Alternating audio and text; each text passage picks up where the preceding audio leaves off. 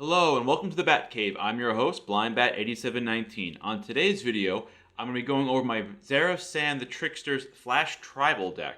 But before I do, I'd like to make a quick ask of you guys. If you just mind hitting the like button down below, kind of help me out with the YouTube algorithm. And if you really like what I've been doing, subscribe to help out the channel that way. Now with that out of the way, I'll move on to the deck tech. So Zareth San the Trickster is a 5-cost commander, 3 blue and a black, with Flash, 4/4 body, Merfolk Rogue. 2 blue and a black. Return an unblocked attacking rogue you control to its owner's hand. Put Zareth San the Trickster from your hand onto the battlefield tapped and attacking. We are not going to be using that ability most of the time, as Zareth San will probably stay in our command zone, but he won't be in our hand a lot. Whenever Zareth San deals combat damage to a player, you may put target permanent card from that player's graveyard onto the battlefield under your control. So, looking at Zareth San, I thought that because of his Rogue Jutsu effect, which is an ability similar to the Ninjutsu effect on other cards, that better off focusing on just his flash mechanic. As if us flashing in on our opponent's turn kind of gives him pseudo haste. So with that in mind, I built the deck. We want to be very much playing with flash and instant speed stuff, mostly casting our spells on our opponent's turn. Very few things we're going to cast on our turn. So that includes the removal. So Tiny is in here, -2/-0. And then if we mill our opponent for 7 or more cards, they get -6/-0. It doesn't actually kill anything, but will make us hopefully win in combat, prevent damage. Zulaport Duelist, more like a combat trip, but he does have Flash, and it'll mill our opponent for 2 cards, which helps us, use Zareth's second ability. Thieves Guild Enforcer is in here as well. Again, Flash. And we have a little bit of a rogue theme in here as well, since Zareth San does like rogues. This will get bigger as more cards go into our opponent's graveyard. And a few other rogues that we haven't bring into play will also mill our opponent. Anti-Cognition is in here as a counter spell that I wanted to play with. That's basically in here to hopefully be some instant speed removal. And since we're hopefully filling our opponent's graveyard up, it will be more of a counter spell than a conditional counter spell. Faerie Vandal, again, the flash and flash and flying as a 1/2 isn't bad. We don't have a lot of ways of drawing extra cards. We're not really going to be using the second part and making it really big, but it is a flash flying creature. Ghostly Pilfer is one of the few creatures without flash in the deck. I feel like this is a very useful card to have in the Brawl format, as more often than not, his ability to draw a card whenever an opponent casts something from all in their hand is very valuable, as every commander starts in the command zone. And as we are usually playing on our opponent's turn, once we have enough mana, this kind of acts as a card draw effect, and we can always make them unblockable.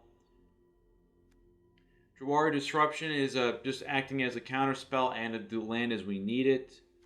Mystics of Duel is another flash removal spell. Again, won't kill something, but sometimes the best way to make a creature or a commander ineffective is just to make it lose all its abilities. So that is why Mystics of Duel is in here. Omen of the Sea, it's a flash draw spell that lets us scry early and scry late. Black Lance Paragon acts more as a removal spell, as there aren't any really other knights in the deck, so he will just give himself Death Touch and Lifelink and kill something. Mass Blackguard, it's a common. It's not really like a great creature, but it does have flash. It's a 2/1 for 2, and he can get pumped later on in the game. Cunning Nightbonder is one of our all-stars in the deck. It makes all our spells cost 1 less and can't be countered if it has flash. So that's great. Drown in the Loch. Again, it's a counterspell removal spell based on the fact that we're hopefully be milling our opponent. So that's why that is in here. Soaring Thought-Thief. If you're being rogue, have a little rogue sub-theme, this is a great lord to have 4 rogues. And it will definitely help mill our opponent, which we will use to use Zareth's ability. Arcane Signet, some ramp. Glasspool Mimic. Again, it's a land, and it can give us another copy of another thief we have in the deck. It can make basically just make a copy of something that we might want another copy of, I feel like. And we have a little bit of mutate in here. So if we have a large mutate creature, we can make a second copy that's the exact same thing with all the abilities.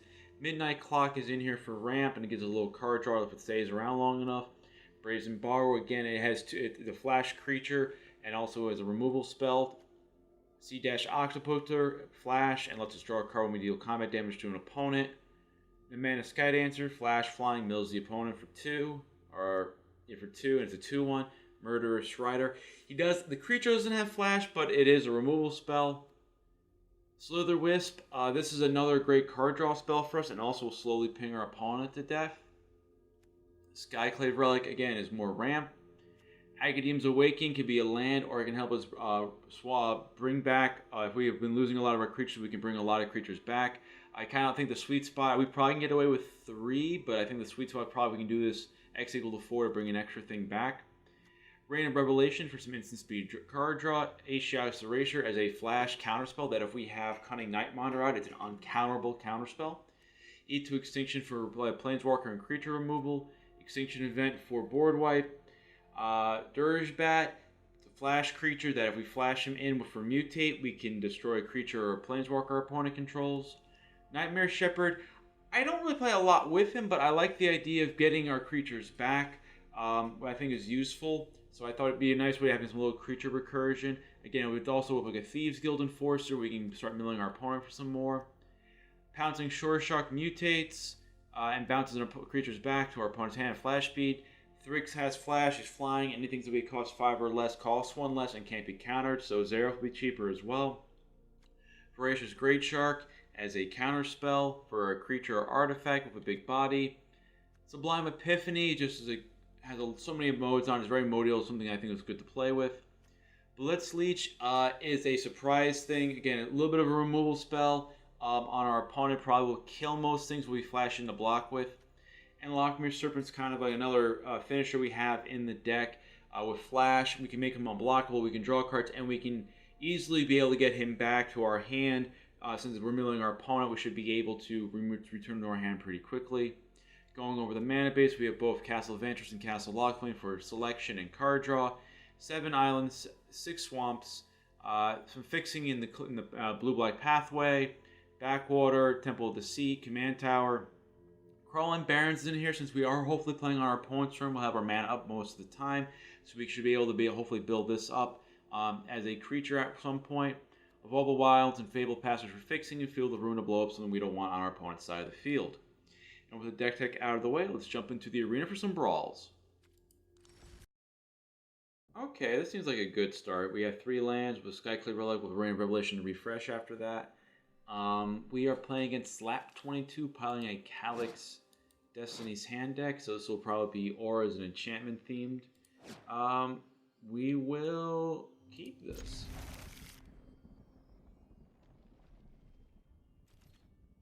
Alright, lead off with the command tower, and let's say hello to our opponent.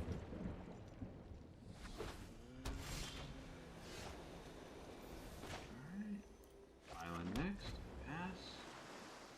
Relic on 3, and we can start playing our waiting game. Charming Prince. Scry 2.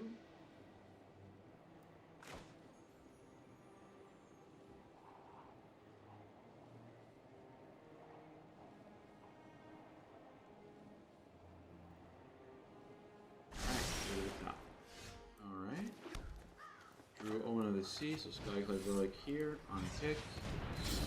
We'll have 4 mana.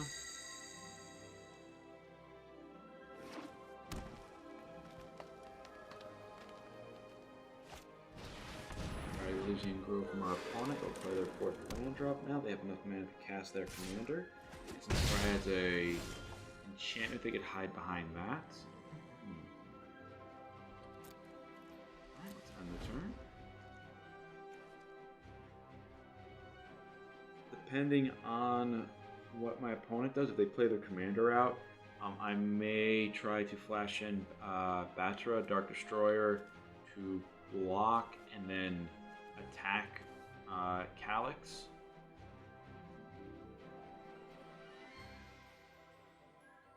Also possible then to just, or we can just go the simple route of casting Reign of Revelation.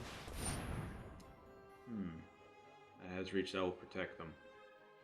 I think at this point then, let's use the Reign of Revelation. Draw a few cards. I think at the time has passed for Ghostly Piffler, we'll put him to the graveyard.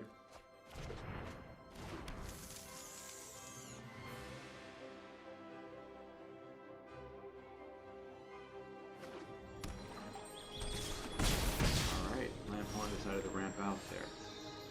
Okay, so they are most likely then going to be casting their commander next turn.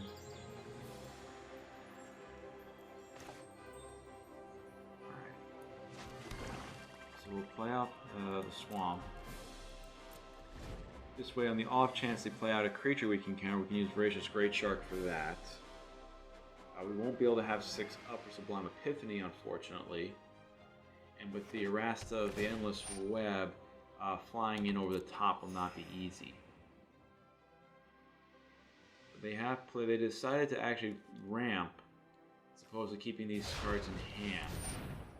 So that does make it possibly look better for us that they only have 2 cards in hand. To explore. And while I like catching people with the Voracious Great Shark as a counter spell, I think we're probably better off if they attack, maybe bringing that in as a blocker. If they attack with Errasta, it's also possible to just flash in Battera as well if they attack with Errasta and try to kill Drowning Priest. Show me my path. Elspeth conquers death. That's wonderful.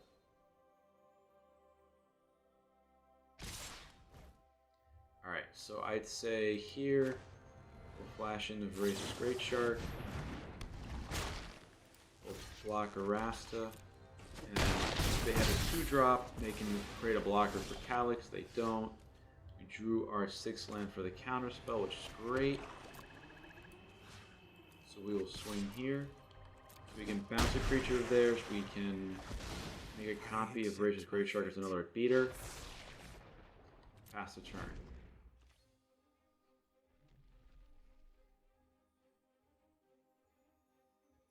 Now also if they're going to be using Arcana Sun's Grace.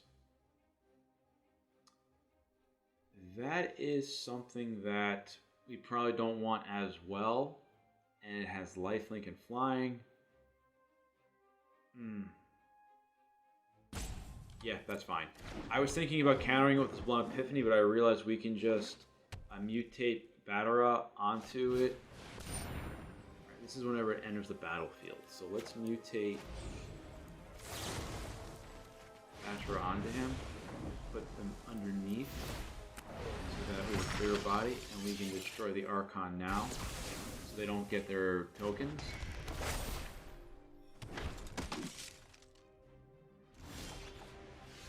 Alright, we have Thieves Guild. So we have Dismal Backwater will play out.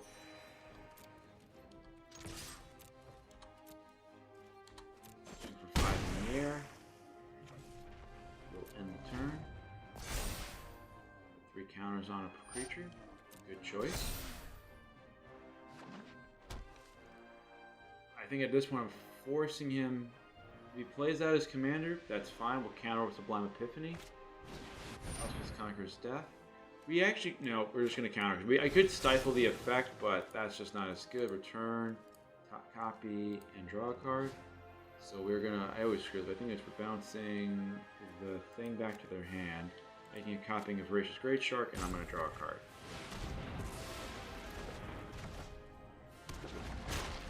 Okay, and we drew an Ashiok Acceleration for next turn. And we get the concession from our opponent. Alrighty, got there with the deck. That's what that's kind of what we want to do. We want to play like a draw go sort of game. I do think it was a mistake on our opponent's part by trying to ramp out. That's one of the tensions I think people, where they're very happy with the modal dual face cards. I do think you have to realize that it is, if you play them as land, you are more likely to flood out later. So, especially in our format, you have to choose the way, like I didn't see the need for them to actually ramp out that much if they don't have the card draw. They would have been better off trying to, at least keeping the Battle Gate Recovery, could have gotten back something. So we have a 4-land hand here with Agadem's Awakening and Jwari Disruption. We don't have the best of interaction. Counter Trolls phase 1. I think I'm going to take the mulligan here to see if we can do a little bit better. Thieves Guild, Arcane Signet. I kind of like this one a little more. I feel like we have a little more going on here. And with Thieves Guild on 1, For a Drown on the Loch, that should be pretty good. So we'll keep 7. We're playing against Sandrewadair, piloting a Syr Gwyn, Hero of Ashvale, which is one of the Brawl precons. You can only... Ooh, alright. Fervent Champion on 1 with a Tournament Grounds. Okay. So we're going to lead off with the Swamp. And then we'll pass to our opponent. Our Stormfist Crusader for 2. They're very, very aggressive here. I'm debating, do I want to bring in the Thieves Guild now? Yeah, let's bring it in now, because I can maybe set up a later Drown in the Loch.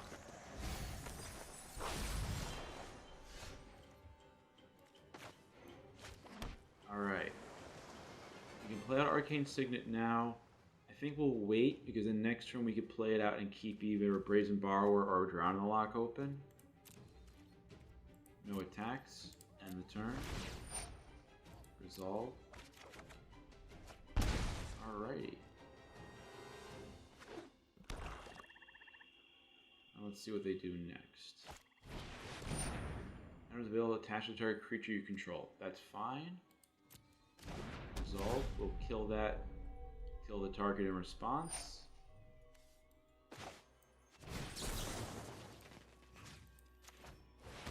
Destroy the creature. So they'll hit us for 2, we'll hit them for 1 back.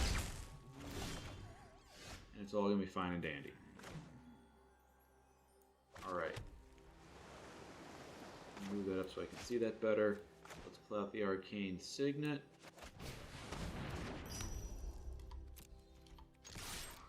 And then next turn, we have Brazen Borrower. Play the Swamp out next. So, on the off chance they decide, oh, they're not equipping then. Okay. Bloodthirst Chief. I can't save her. Seems fine by me. So she'll die. With the attack, if I draw enough cards off of them, do I want to bounce it to their hand? We'll just use... No, we're not going to bounce into the hand, because he can just recast it. Usual net, look at the top 5 cards. Alright, now we'll bounce it to his hand.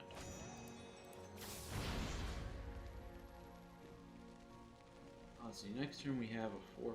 Yeah, let's bounce it back to his hand now. So that he won't get the other effect. Let's play out the Swamp. And then let us end the turn here. Permanents he has in his graveyard. Knight's Charge Lures we could actually use. Attacks. Okay. Pass to attackers. I think we'll take the 3. Let us take the 3. Shadow Sphere. Okay, that's fine. Storm Crusader. You going to equip the Storm Crusader? No. Alright, well. Let us see if they have the removal.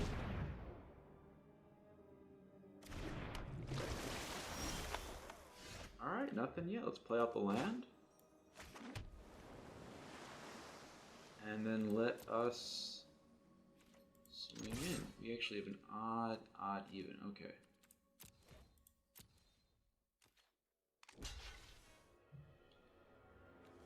Alright, I'm not losing it. I was making sure I'm not losing anything there. Alright, we'll end the turn. And let's see what our opponent does.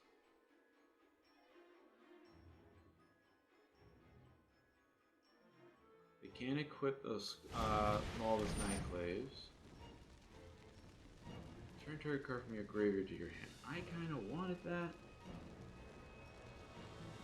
We can play Lurrus out. I think we're better off. Yeah, we'll just want to do that.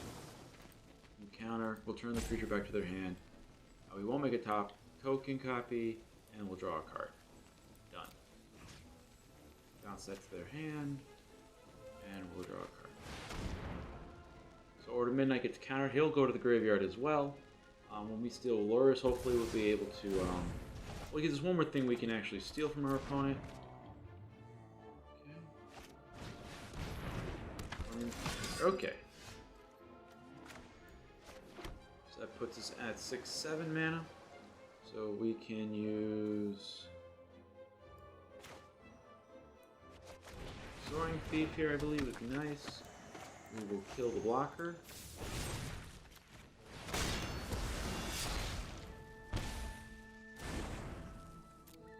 All attack. Alright, and they concede. I figured I'd do there was get Luris and bring back the Thief Guild Enforcer. Alright, we're playing against Loljim, piloting a Linvala Shield of the Seagate deck. So, I would imagine mostly blue-white control. Maybe a little more emphasis on creatures. This doesn't do as much, I think, with the 2 lands, so we're going to take the free mulligan here. I would love to be able to get this. They're going first. I'm going to keep this. Field of Ruin can possibly get us the black source, which we can now get the black source, actually, for the Soaring Thought-Thief. So that might be our turn 3 play. Let's say hello to our opponent. Set up the island. Pass. Those are these. Ooh, nice. Command tower for our black source. Perfect. I think they're going to flash in Omen of the Seas. Maybe return another target creature you control. I'll let that resolve. That's fine. So I'd rather use Anti-Cognition for the commander, which is a 3-drop. And if it resolves, then I'll go play Soaring Thief. Glorious Anthem. Alright, that can't use against Anti-Cognition. Alrighty, that's fine. Resolves. We will take the hit for 3. That is a 2-drop, so we do have to keep... We have an Extinction event, so we do want to keep in mind what... Ooh, it's so tiny. What sort of converted mana cost of creatures we are playing. So at the moment, moving like Odd might be a not bad option with Brazen Borrower and Zareth San.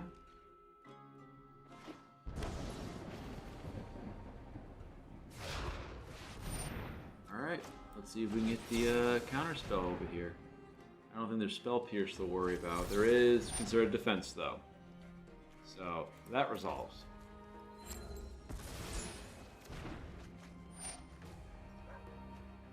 She's a cleric. Oh, that's why she's really in the deck. She's actually a cleric. That's cool. Pass the combat. Ooh, pass to attackers. Okay. Pass will take the 3, I guess. Yeah, right?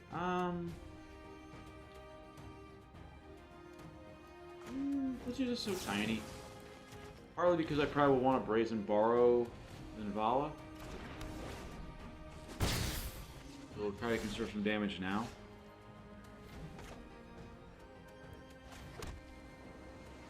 Alright. So let's Brazen Borrow Linvala. Probably the Glorious Anthem's a better trick. But I wanted to attack still with Soaring Thought-Thief. Start milling them.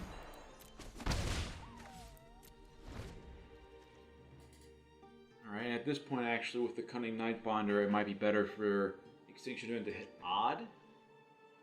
So, which would also hit Linvala, and maybe some other things they might want to play out. Alright. Pass the damage out. I clicked too quickly. I should have maybe considered flashing in the Nightbonder.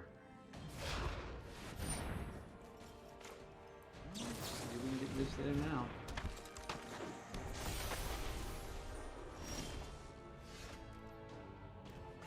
Brawling Barons. Oh, let's see. If I name Odd, that will get me through. I'm not usually a huge fan of that, using Extinction Event as a one card removal spell. But I think being able to fill up their graveyard is worth it.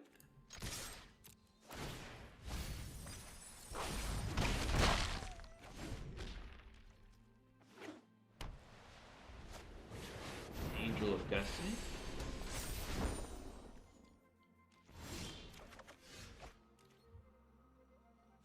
Field of Ruin.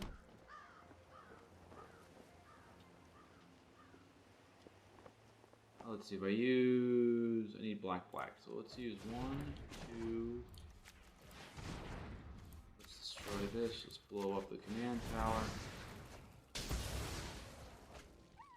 get another swamp,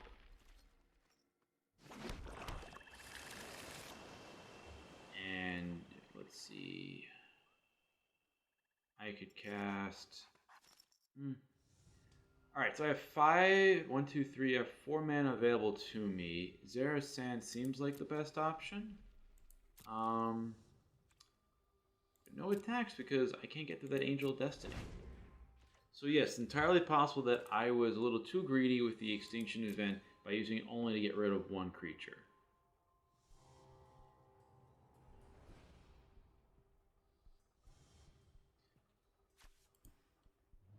Now we have to see how we can get around. They really permanents are lands, Thieving Sky, and Archpriest of Iona. Mostly you don't have that many wizards, mostly are rogues. So pass to attacks. Pass. No blocks. First strike damage. This is double strike, doesn't it? Yeah, it does, yeah.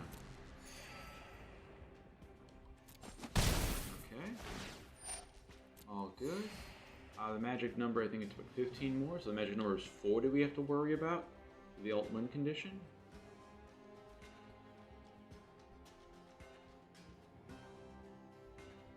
They look to get rid of... Okay, Mangar. Okay.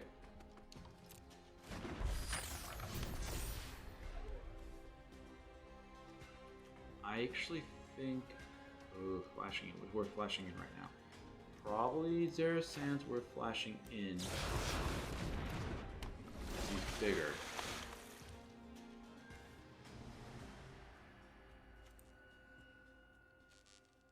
I have no creatures. I could. That does mean with triple C, triple black. We do not have triple black, so going all in on that does not work for the Agadeem's Awakening. But we do have I am able to cast these two together. All right, so 5/4 next. So that can go through, and that will go through. And they will draw a card, which is fine.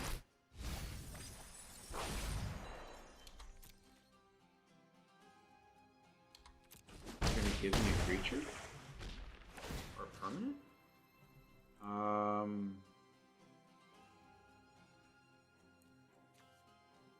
Full party. I will never get a full party. Let's go with the Thieving Skydiver. I have a blocker.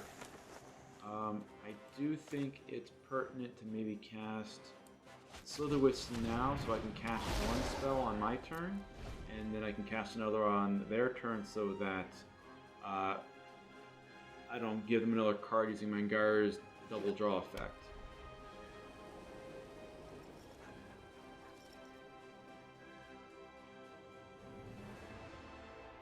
So it kind of gives us a funny loop here that with Zareth being able to take one of their creatures, using the Skydiver as a constant blocker. Killing Mangar is worth it? Killing Mangar is probably worth it. And then I don't have the triple black. That's the only downside. So we'll take the hit. He's only going to gain 3 life using the Angel of Destiny's ability. Okay.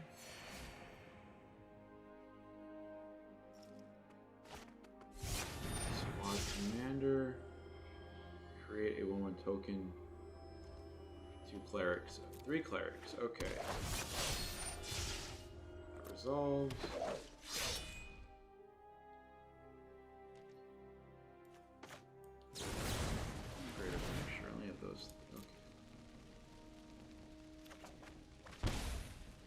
Faerie Vandal. 2,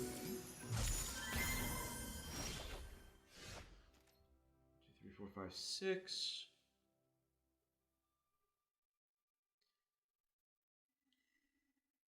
Okay. So they are doing more on the go wide approach here.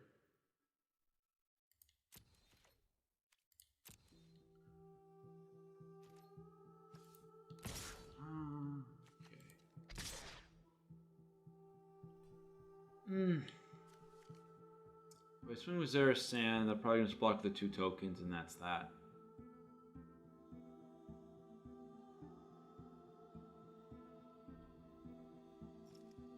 I'm trying to think, is it worth it to keep one back as a blocker?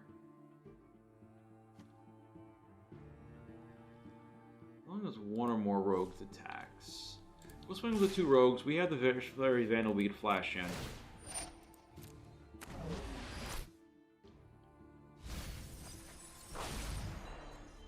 Shepherd of Heroes.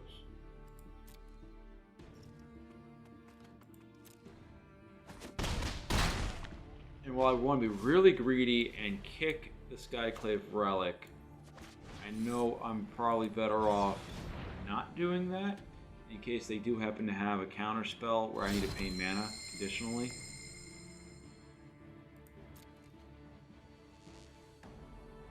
And we will end the turn here.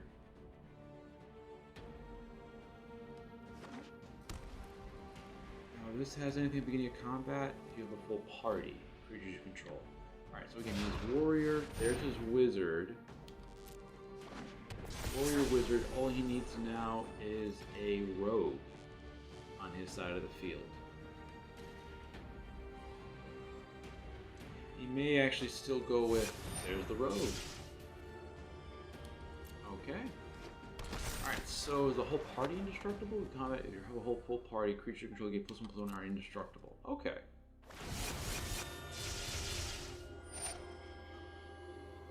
Choose their opponent controls. It can't attack or block, and its activated abilities can't be activated. Gotcha. Okay. Everybody gets oh, and whenever this creature deals combat damage. Okay.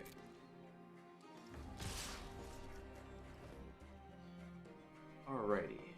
So let's flash in the Faerie Vandal. Draw a card. Midnight. Okay. So we have a 1-drop, okay, 3-drop, 2-drop. So we can actually bring everything back. So let's try to block as much damage as we can, as everything is indestructible.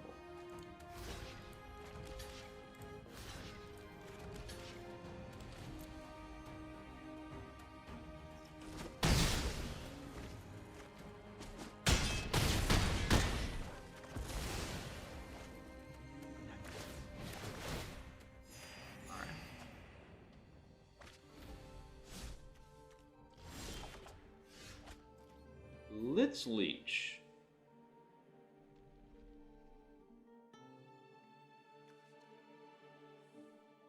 I feel like Rogue is the one that Rogue terminating with Warrior is the one that's hard for them to actually have.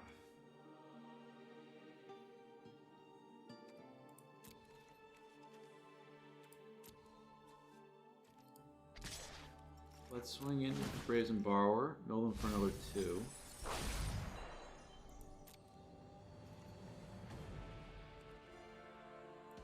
Damage. And I'm going to flash in the Blitz Leech now and kill the Nimble Trap Finder. So this way they lose their party advantage. And they can't draw any more cards, which wouldn't be terrible per se, but with 27 cards left in their library, it's not the best bet.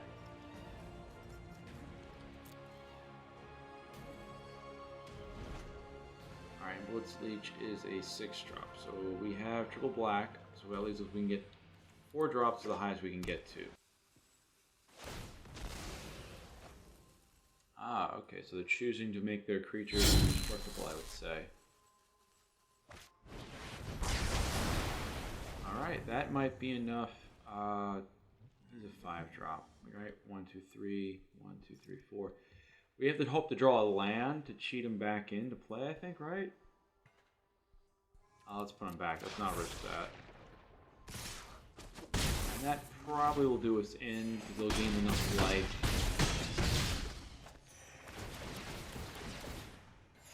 Win with the alt win. Oh, no, they don't. Okay, so Sublime Epiphany.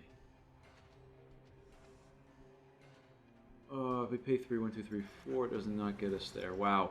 So clearly I probably should have used the Agadem's Awakening. We're not dead just yet. So I would say let's hold off. End the turn. We'll use Sublime Epiphany. We'll bounce back to Angel of Destiny. So at the very least then... Probably should have used it on my turn now that I think about it, but... how does this work? Beginning of your end step. So we do have time, actually. So let's see what happens.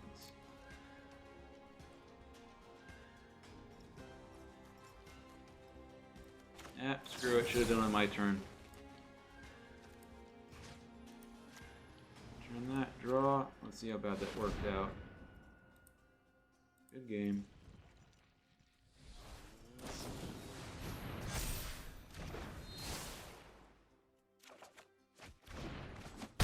Alright, yep, they had that. Alright, so they got the win here.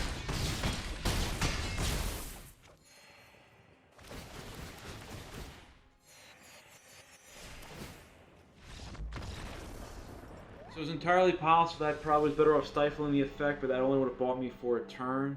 And, I mean, we drew Evolving Wilds. Possibly could have drawn something else. Maybe I should have used the Agadem's Awakening a little bit earlier as a land drop. I don't know. Alrighty, and that is the video for today. If you like today's video, please click the thumbs up icon down below. If you want to get notified of when I release a new video, please subscribe and hit the bell icon.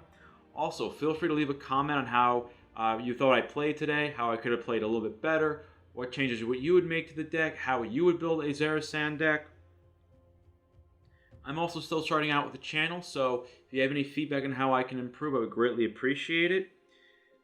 As always, thank you for visiting the Batcave, and have a great day.